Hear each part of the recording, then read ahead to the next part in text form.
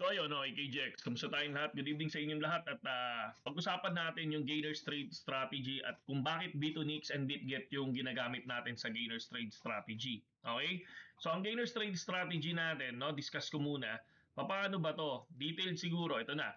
Ito yung Gainers Trade Percentage Strategy natin, option 1. Okay? So ibig sabihin, kunyari, kung meron ka 100 USDT, hindi lahat iti-trade mo agad. Okay? Hindi ganon. So, una, titingnan natin yung 40% no, sa gainers trade. So, ibig sabihin, may mga token kasi na lumilipad sa gainers trade na 40%. For example, magbibigay tayo dito. Okay? So, ito kung makikita nyo, may nag-41%, may nag-38, may nag-37, may nag-32, may nag-25. Ibig sabihin, itong gainers na to, no, lumipad sila sa isang araw ng 40% above minsan, no? Minsan nag-200% pa yan, minsan nag-300, minsan nag-100%. Pero dito tayo mag-start mag-trade sa 40%. So, for example, ito si Axel kanina, nakita natin to nag 42%. So, nag-entry tayo dito kay Axel, kaya makikita natin dito, pakita ko lang sa inyo, sa future natin.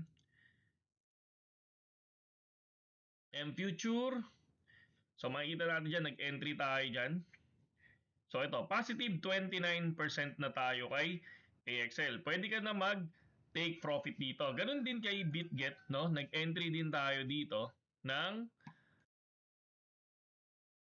ayan, 26%. So, ibig sabihin, positive 153 pesos na tayo dito. Okay, hindi ko muna i-close kasi tatapusin natin tong discussion. Okay?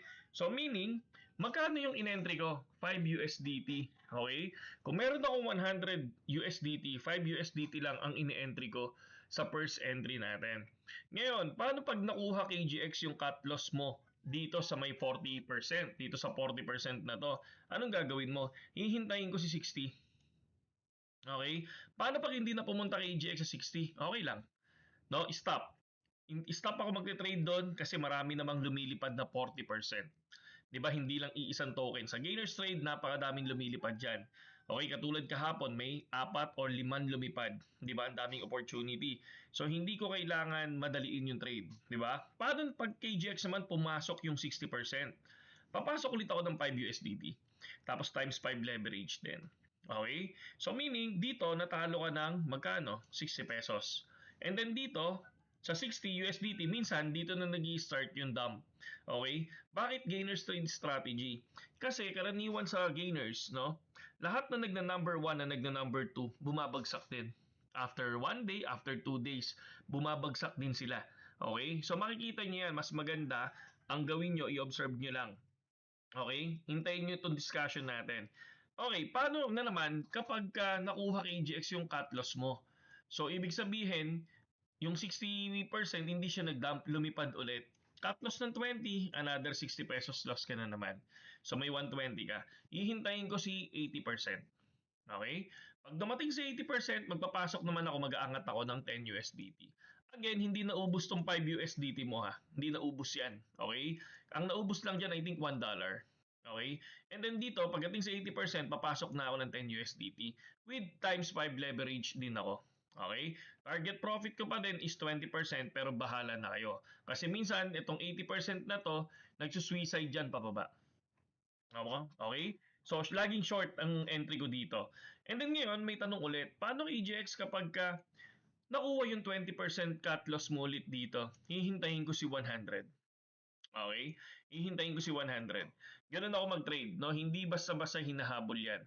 Habang hinahabol mo yan na tumataas, possible masunog ka. Kaya kung ginagawa ko, hinihintay ko yung percent. No? Hindi ako tumitingin sa kahit na anong graph, hindi ako tumitingin sa kahit na anong indicator, support and resistance hindi din, no, hindi dito sa gainers trade wala akong reference sa support and resistance, wala akong reference sa RSI, wala akong reference sa EMA, wala akong reference sa MA, walang ganon, puro percent lang ang tinitingnan ko dito. Dahil kung mapapansin nyo, lahat ng gainers na lumilipad bumabagsak din agad. Okay? So ngayon, nasa inyo na yan. Ito, binibigyan ko lang ngayon ng tip kung paano ako mag-trade. Nasa inyo naman kung paano nyo naman siya i-improve. Okay? Nasa inyo yun. Kunyari, gamitan nyo ng RSI. So, tingnan nyo kung pasok ba siya sa RSI. Tapos next, gamitan nyo ng EMA, no? Tingnan nyo kung pasok sa EMA, di ba? Nasa inyo na yan.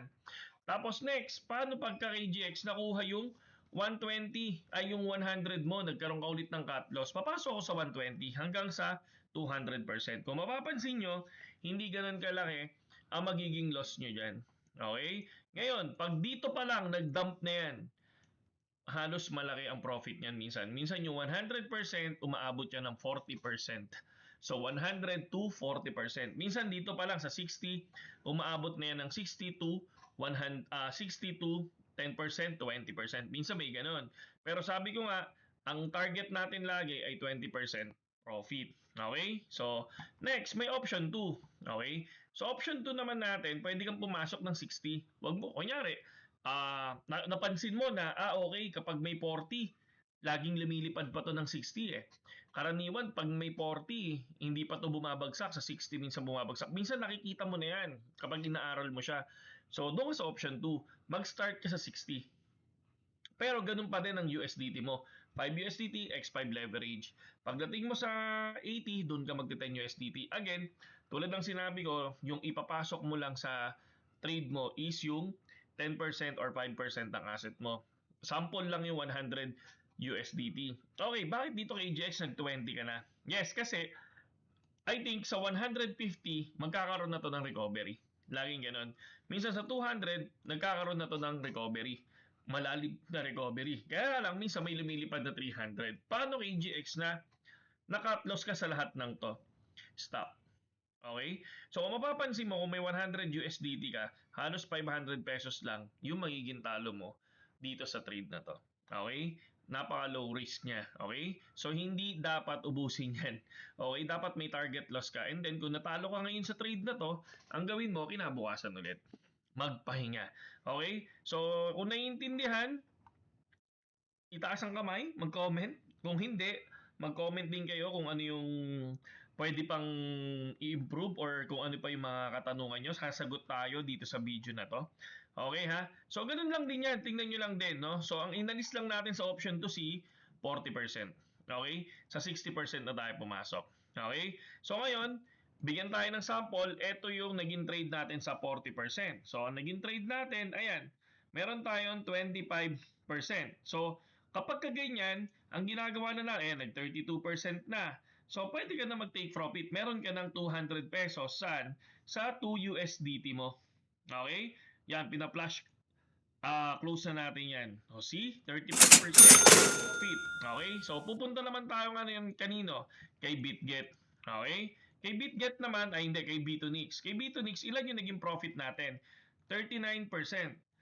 Which is $4. Okay? Pagka ganyan, anong gagawin ko? No? Siyempre, magti-take profit na ako. Di ba? So, magkano yung naging profit ko ngayon? So, $4 and $3. Di ba? Ganun lang kasimple yung gainer's trade strategy kasi minsan sa 40% bumabagsak na siya. So which is ayun kanina, nagkaroon tayo ng profit na 34% kay BitGet at yung dito kay B2Nix nagkaroon tayo ng 40% profit with times 5 leverage lang siya. Okay? So ngayon pag sorry. So ngayon pag pumasok ng 60%, ganun lang ulit. 5 USDT lang times 5 leverage. Kapag doon bumagsak yan, nag-start bumagsak, makakakuha ka din ng 200 to 400 pesos. 'Di ba? Napansin nyo sa 40%, talo ka ng 60. Pero pag nag-start mag-dump yan ng 60%, possible manalo ka ng 400 pesos which is profit ka na. Eh paano kapag natalo ka ng 40, 60, may 120 ka ng talo, pasok ka ng 80. 'Di ba? So pag bumagsak ng 80% yan, kapag bigla doon nag-start ang dumping, kaya mong bawiin yung 120% mo. 'Di ba? Sabi ko nga sa inyo, risk management lang. So ako, yan yung ginagawa ko sa sarili ko pag nagti-trade ako. Okay? So next, check natin kung meron pa tayong pwedeng pasukan. Pupunta lang ulit tayo dyan. Ibababa lang ulit natin to. Gainer's trade strategy. Pwede kang mag-view more. Ayan. So makikita mo dito, na si AXL bumaba na ulit ng 38%. Kapag yan umangat ulit ng 40%, mag-start na ulit akong pumasok. Ito si BTR, so nasa 35% siya. So wala pa akong papasukan dito. Hihintayin natin si 40%. So next, punta tayo dito kay BitGet. So pwede natin i-check yung pinaka-gainers niya. Top movers. So far, sa gainers niya ay ganun din, si AXL. So, nasa 39% pa lang siya. Pero kasi, nag-profit na tayo dito sa 40% eh. Hihintayin ko muna itong lumipad. Hindi muna ako papasok dito ngayon pala. No? Kasi nakapag-profit na tayo dito. Sa next trade na tayo. Pag umabot ng 50% or 60%, doon ako papasok ulit. Okay? So far, wala na tayong hinihintay. Pero tingnan nyo, ang daming possible na lilipad. So, tingin ko mamaya, pag nag-open din yung market, possible, magkaroon din yan ng pump at makakapag-trade tayo. Okay? Bakit B2Nix? Again, bakit B2Nix? Kasi yung mga on-chain token, okay, ano ba yung on-chain token? Ito yung token, other Solana, BSC, ETH, pwede silang i-future. Okay? Sa BitGet, bihira.